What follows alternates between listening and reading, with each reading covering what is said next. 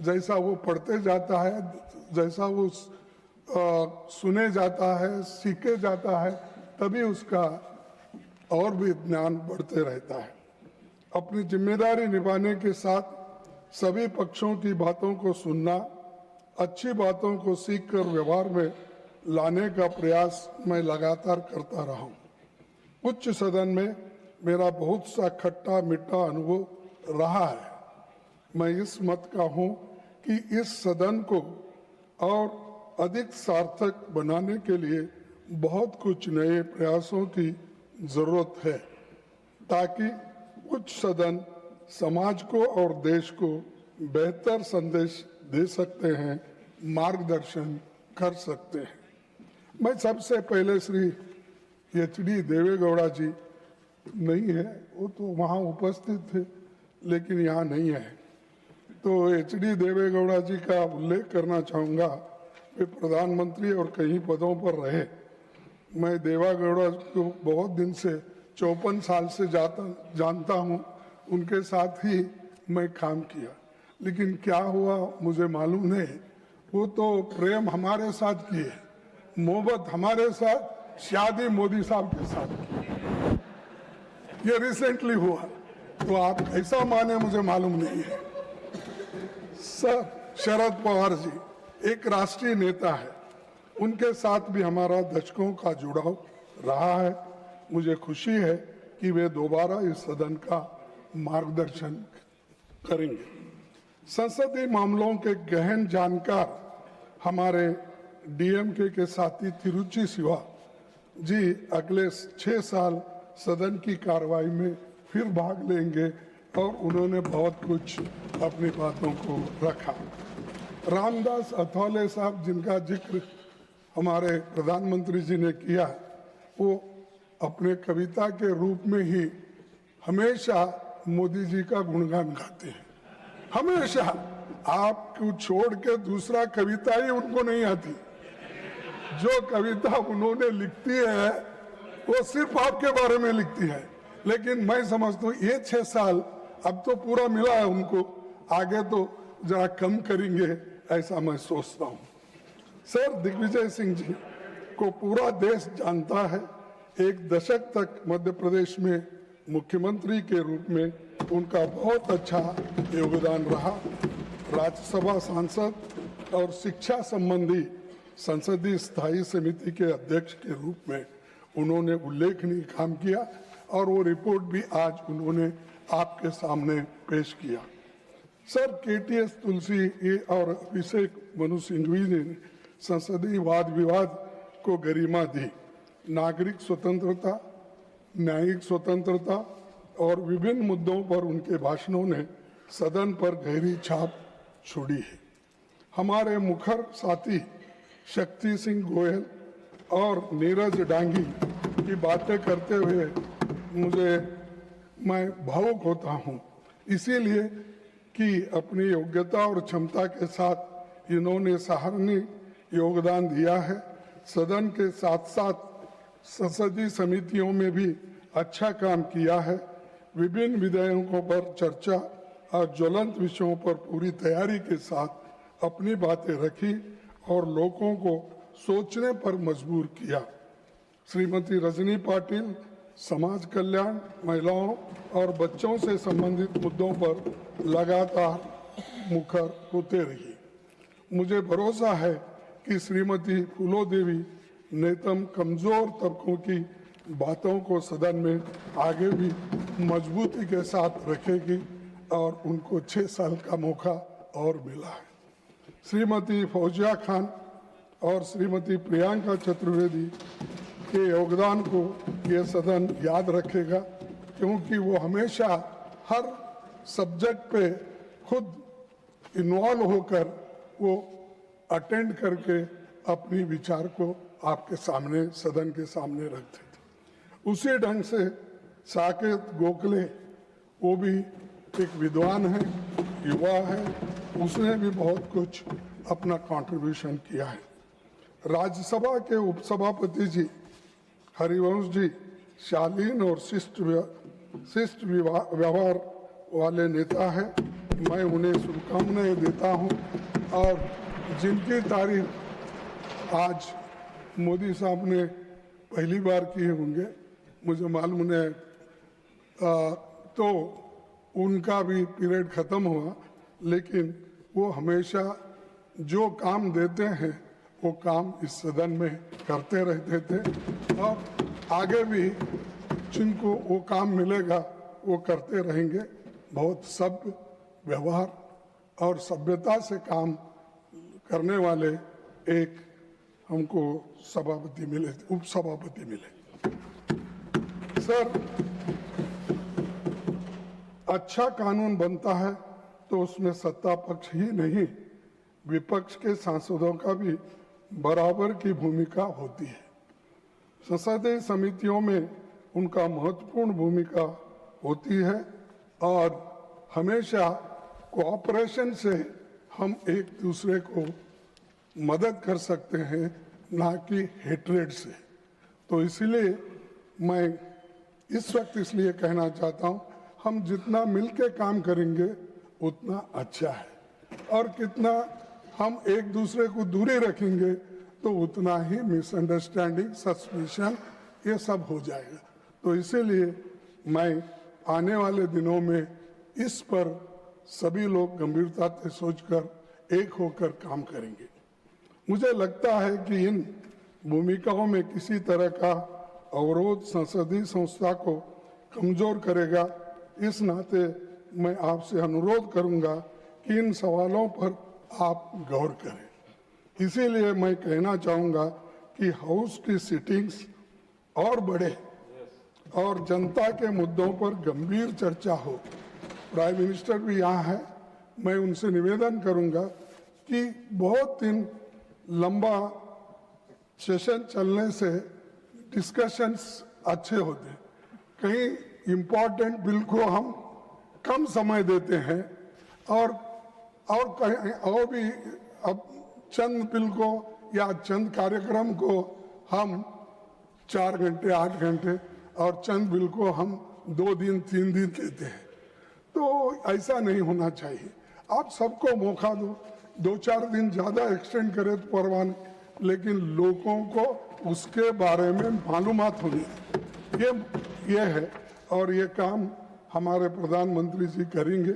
ऐसा तो आप कम बैठते हैं, लेकिन फिर भी अगर ज्यादा दिन हमको मौका मिला, हम लोग सभी मिलके आपको अच्छा बिल देंगे, स्टैंडिंग कमेटी का अच्छा रिपोर्ट देंगे, सारी चीजें भी हम करेंगे। तो ये मैं आपसे चाहता हूं कि पार्लियामेंट को ज्यादा दिन देने का मौका प्राइम मिनिस्टर हमको देंगे। गरीबों, कमजोर तबकों को, किसानों और मजदूरों के हित के मुद्दों पर ज्यादा बात हो सके। अक्सर जब हम ये मुद्दे उठाते हैं तो सत्ता दल इसे आलोचना मान लेता है और बिना सुने खंडन करने लगता है, जबकि सरकार को जनता की चिंताओं पर गंभीरता से गौर करना चाहिए। सभापति जी, सीमित अवसरों में भी जब सांसद अपनी महत्वपूर्ण बातें रखते हैं तो कई बार उन्हें कार्रवाई से हटा दिया जाता है। और जबकि मेरा खुद का अनुभव है, मैंने आपको 2 लेटर लिखा, मेरी अनपार्लियामेंट्री शब्द उसमें कोई नहीं थे, क्योंकि थोड़ा 1-2 शब्द आप अगर हटाएंगे वो पूरे सेंटेंस का मीनिंग चले जाता है। तो इसीलिए आप इसको गंभीरता से लो, क्योंकि सडनली इसको हटाओ, उसको हटाओ, ये शब्द को हटाओ, ये सेंटेंस हटाओ, तो इससे बहुत बड़ा नुकसान डिबेट का ही नहीं, आने वाले जो लोग हमारे प्रोसीडिंग्स पढ़ेंगे वो कहेंगे ये क्या अपोजिशन लीडर ने बात किया, जो मीनिंगलेस ये बात होती है। तो कम से कम मेरे को इस उम्र में वो सर्टिफिकेट तो मत दो जो मीनिंगलेस बात किया है। तो मैं ये चाहता हूं। और सभापति जी, सीमित अवसरों में भी जब सांसद अपनी महत्वपूर्ण बातें रखते हैं तो कई बार उन्हें कार्रवाई से हटा दिया जाता है, जबकि वे बातें असंसदीय नहीं होती। शब्द हटने से कही हुए बातों का अर्थ भी बिगड़ सकता है। मेरा मानना है कि समय समय पर राज्यसभा के रूल्स और प्रोसीजर्स की समीक्षा आवश्यक है। यह विषय अभी जनरल पर्पस कमेटी के समक्ष विचाराधीन है और इस पर गंभीरता से विचार होना चाहिए।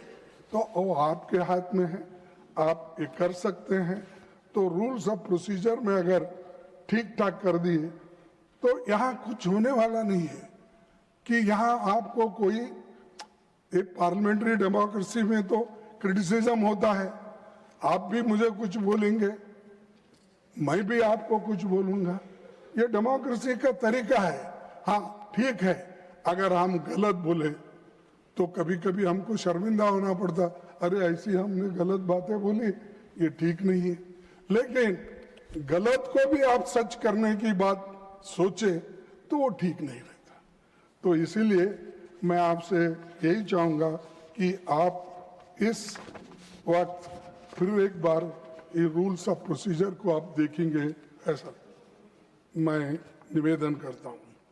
सभापति जी, समय अपनी गति से चलता रहता है, संस्थाएं काम कायम रहती है, लोगों के चेहरे बदलते रहते हैं।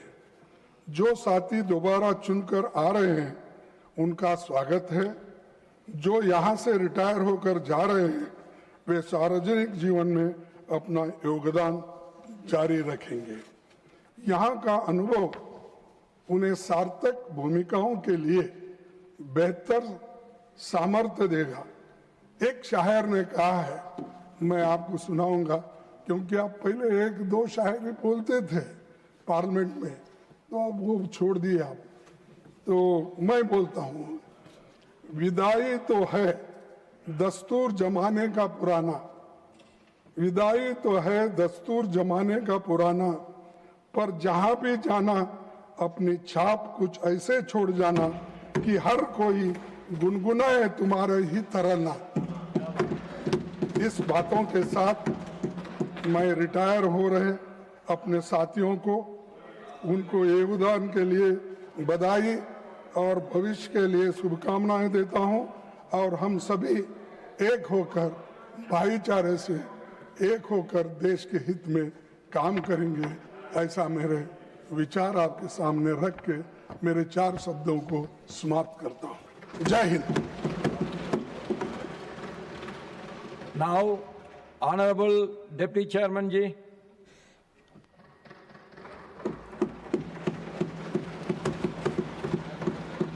आदरणीय सभापति जी, आपने बोलने का अवसर दिया, आभार। आदरणीय प्रधानमंत्री जी और आदरणीय सभापति जी, आपने मेरे प्रति जो सकारात्मक प्रेरक शब्द कहे वो मेरी स्मृति के स्थायी अंग होंगे। आदरणीय खड़गे जी ने जो उद्गार प्रोत्साहन मेरे लिए कहा वो भी मेरे जीवन का अंग होगा। मैं सबसे पहले जो आज माननीय सदस्य रिटायर हो रहे हैं, जिनमें मैं भी हूं, जो आपने और आदरणीय प्रधानमंत्री जी ने भावनाएं उनके प्रति शुभकामनाएं व्यक्त की, उनसे खुद को जोड़ता हूं। ये सभी माननीय सदस्य स्वस्थ रहें, सक्रिय रहें, इनका उज्जवल भविष्य हो और देश को इसी तरह राह दिखाते रहें, ये कामना करता हूं। राज्यसभा में हर 2 वर्ष बाद अमूमन बसंत में 1/3 सदस्य विदा लेते हैं। व्यापक अनुभव ज्ञान से समृद्ध होकर देश के नीति निर्धारण में अपनी भूमिका निभाकर उतने ही सदस्य नई ऊर्जा, उत्साह, उमंग और सपनों के साथ मुल्क की नई इबारत लिखने आते हैं। जैसे वसंत में पुरानी पत्तियों की जगह नई पत्तियां और कोपलें आती हैं, इसी तरह आने वाले सभी नए सदस्यों को भी हमारी शुभकामनाएं। सबसे पहले मेरे सार्वजनिक जीवन के जो भी मार्गदर्शक रहे उन सबके प्रति आभार। आदरणीय नीतीश जी हमें राज्यसभा में लाए, उनके प्रति आभार। आदरणीय प्रधानमंत्री जी, पहले टर्म में मैं इस महान सदन का उपसभापति बना। आपको जितना मेरे प्रति, आपके प्रति जो उद्गार है वो शब्दों में व्यक्त नहीं कर सकता। बहुत बहुत धन्यवाद, हृदय से आभार और कृतज्ञता। आदरणीय प्रधानमंत्री जी से मेरे मिलने के मौके बहुत कम होते हैं क्योंकि फंक्शनल रिश्ता सीधा नहीं है, पर जब भी मिला बहुत कुछ सीखा। उनकी चर्चा के केंद्र में हमेशा रहा सदन कैसे श्रेष्ठ ढंग से चले, दुनिया की आदर्श संसद कैसे बने, अन्य लोकतांत्रिक देशों की बेस्ट प्रैक्टिसेज क्या हैं, क्या तकनीक के साथ वहां बदलाव हो रहे हैं, संसद को और जीवंत बनाए रखने और सिर्फ ये दिल्ली में स्थित केंद्र न रहे, संस्था न रहे, गांव-गांव तक युवाओं को, महिलाओं को कैसे आप लोग जोड़ सकते हैं, इस देशज सोच के अनुसार आप सोचें, आप लोग काम करें। इसलिए हमेशा उन्होंने पढ़ने के लिए, जानने के लिए प्रेरणा दी, इसके लिए भी आभार और कृतज्ञता। हमें उपसभापति बनाने में एनडीए घटक के सभी दलों ने पहल की। आदरणीय नीतीश जी की सक्रियता, आदरणीय अमित शाह जी का मार्गदर्शन समेत एनडीए के सभी दलों को बहुत धन्यवाद। पर उपसभापति बनने के बाद सभी दलों के सभी माननीय सदस्यों का स्नेह, सहयोग और मार्गदर्शन मिला। एक एक व्यक्ति के प्रति मेरा आभार।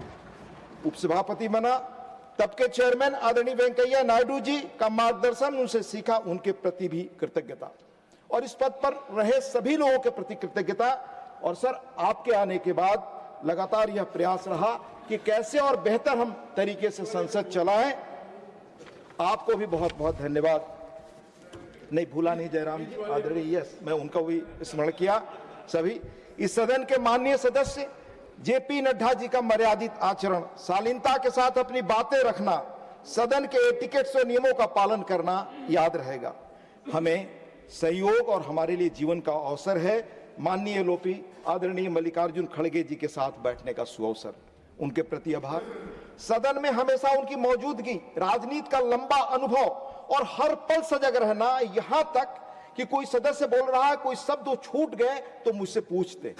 इसलिए आपसे बहुत सीखने का मौका मिला सर। आपका जो व्यापक अनुभव है उससे हमें जानने का भी अवसर मिला देश की राजनीति। संसदीय मामलों के मंत्री श्री किरण रिजिजू जी बहुत सुंदर तरीके से हिंदी में तर्कपूर्ण और प्रेम से बातें रखना, वो हमेशा सर मुझे याद रहेगा। संसदीय मामलों के ही राज्य मंत्री एल मुरुगन जी, उनकी भी भूमिका हमेशा हमें स्मरणीय रहेगी। सांसद बनकर आया तो उपसभापति थे पीजे कुरियन जी, उनसे भी सीखा सर। पूर्व प्रधानमंत्री एचडी देवगौड़ा जी, आदरणीय शरद पवार जी, माननीय दिग्विजय जी और बहुत सारे सीनियर लोग यहाँ रहे। ये सभी इनका योगदान और इनकी बातें हमेशा स्मृति में रहेंगी। लेकिन इसके साथ सभी दलों के फ्लोर लीडर्स, सभी chief whips, members of panel of vice chairman, इनमें से एक एक व्यक्ति के प्रति मेरा सम्मान। मैं नाम लेता सबका एक एक का, पर समय को ध्यान में रखते हुए इसी के साथ सदन में बेहतर कामकाज संभव बनाने वाले सेक्रेटरिएट के सभी लोगों, मार्शल्स, अटेंडेंट्स को मेरा धन्यवाद। Secretary general PC Modi ji की मदद, हर पल कठिन कामों को भी हंसते हंसते पूरा कराने की शैली याद रहेगी। साथ ही कोर्ट टर्मिनस के रूप में थोड़े बहुत जो स्टाफ मेरे साथ रहे, उनकी पल पल की तत्परता, उसने मेरे काम को संभव बनाया, उनको भी मैं याद करता हूं। सदन के हर सदस्य की खूबियां और विशिष्टताएं हैं जिनसे हमारा अनुभव संसार बहुत समृद्ध और आलोकित हुआ। शायद हम सदन के पहले उपसभापति हैं जो लगातार सदन में आपके साथ बैठकर आपकी बातों को बहुत धैर्य से सुनते रहे, सदन में भी और चेयर पर भी। इसलिए आपने अच्छे श्रोता होने का संयम और धैर्य सिखाया। आप सबको भी बहुत बहुत धन्यवाद। जिस मृदुता, सौम्यता से कठोर बात कह लेने की कला माननीय प्रमोद तिवारी जी में है, वह अविस्मरणीय है। प्रोफेसर रामगोपाल यादव जी, माननीय श्री त्रिचु शिवाजी, श्री घनश्याम तिवारी जी, डॉक्टर सस्मित पात्रा, अनेक मैं नाम लूं। भाई जॉन ब्रिटास जी जिससे नहीं होते तो संसद में उनकी अनुपस्थिति खलती है। उनकी मौजूदगी जीवंतता का एहसास कराती है। माननीय जयराम रमेश जी, हम यहां हो वहां हो पर उनका स्वर हमेशा सुनने को मिलता रहता, अविरत, निरंतर।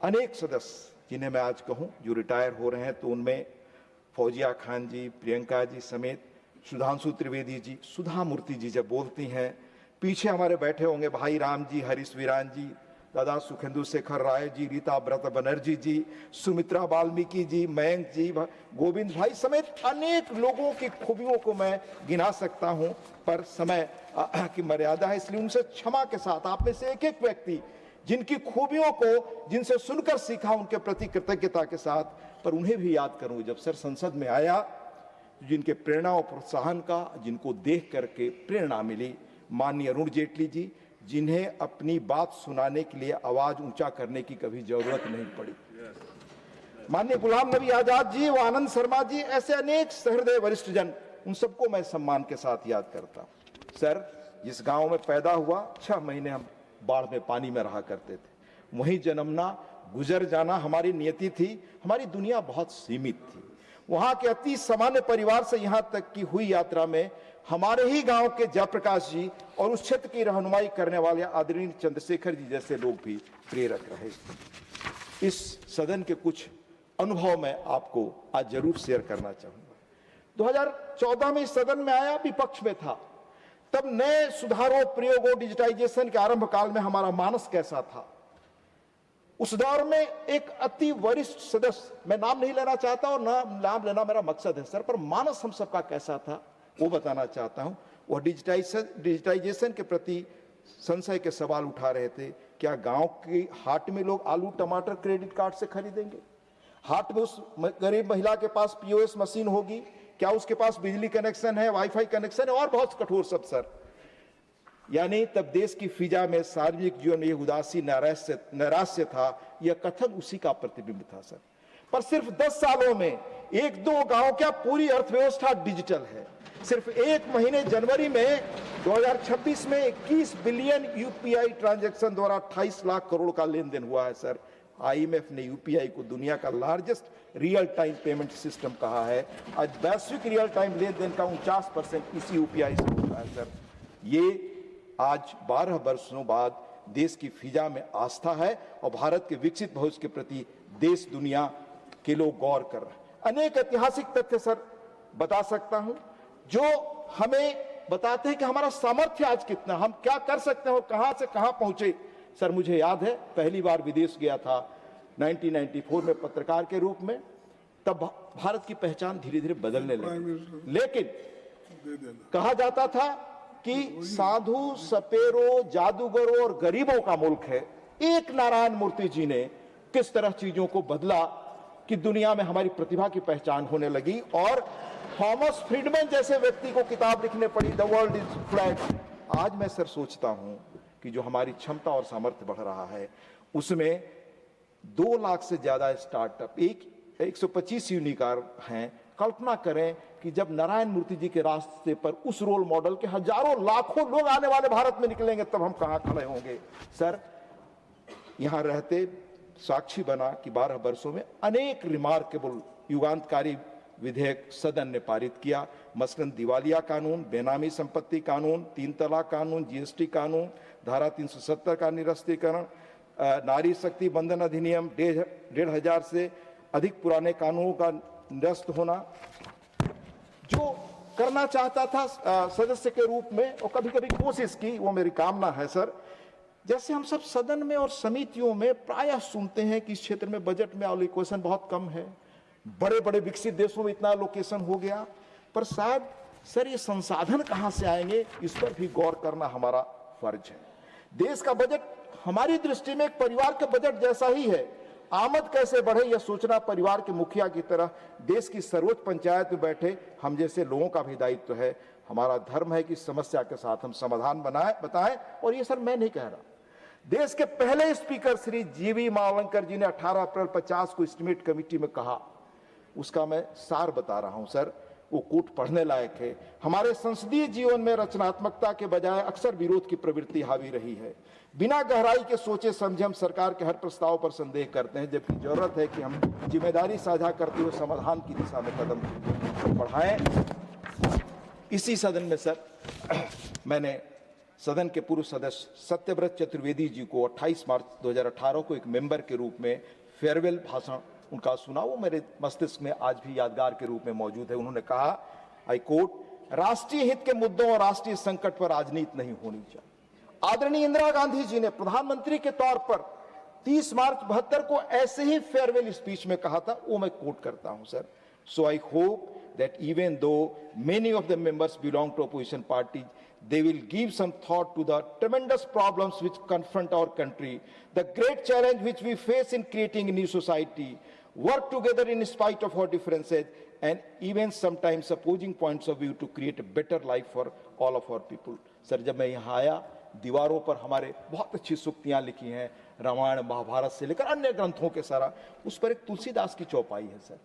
हम गांव में जब अपढ़ लोगों की संख्या ही ज्यादा थी, पर ये श्लोक मैंने वहां सुना था, जहां सुमति तह संपत्ति नाना, जहां कुमति तह विपत्ति निदाना। ये यहाँ भी लिखा हुआ है सर। राष्ट्रीय सवालों पर हम आम सहमति बना सकें, क्योंकि देश है तब दल है तब हम हैं सर, ये मेरी कामना होगी। हमने संसद में जो बदलाव देखा सर, हमने अपने दौर में जब सांसद के रूप में काम शुरू किया सर, तो पेपर्स के पुलिंदा आते थे सर। आज डिजिटाइजेशन के कारण संसद की कार्यवाही लगभग पेपरलेस है। ये बड़ी उपलब्धि है सर।